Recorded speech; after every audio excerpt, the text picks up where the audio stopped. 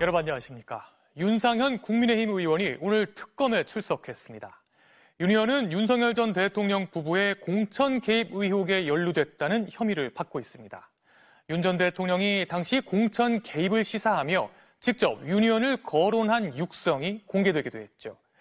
국민의힘 의원이 피의자 신분으로 이번 특검에 소환된 건 윤상현 의원이 처음인데요.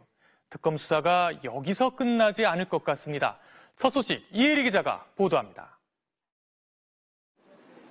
오늘 오전 김건희 국정농단 특검에 출석한 윤상현 국민의힘 의원. 윤 전 대통령이 김영선 전 의원 공천해야 된다고 직접 연락했어요. 아니 그런 거는 제가 가서 봤죠. 윤 의원은 윤석열 전 대통령 부부와 함께 2022년 재보궐선거 당시 김영선 전 의원 공천에 부당하게 개입했다는 혐의를 받고 있습니다. 이른바 명태균 게이트가 터지고 계엄 한 달 전쯤인 지난해 10월 말 김영선 좀 해줘라라는 윤 전 대통령의 육성이 처음 공개됐습니다.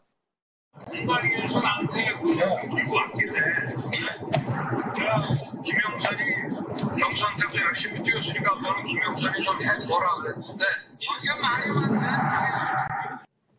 문제의 재보궐선거 당시 공천관리위원장이 바로 윤상현 의원이었습니다.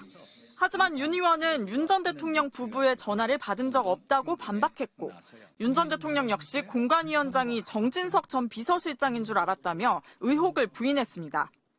누구를 공천을 주라 이런 얘기는 해본 적이 없습니다. 공관위원장이 우리 정진석 비서실장인 줄 알고 있었어요. 그러나 윤 전 대통령이 윤 의원을 지목한 녹취가 추가로 공개되기도 했습니다. 상현이한테 내가 한 번 더 얘기를 할게. 걔가 공관위원장이니까. 특검은 윤 의원을 공범으로 보고 지난 8일 자택과 국회 사무실을 압수수색했습니다.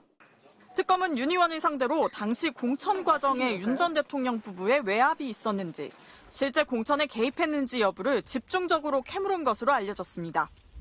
의혹의 정점인 윤 전 대통령과 김 여사에겐 각각 오는 29일과 다음 달 6일 조사를 받으라고 통보가 간 상태입니다.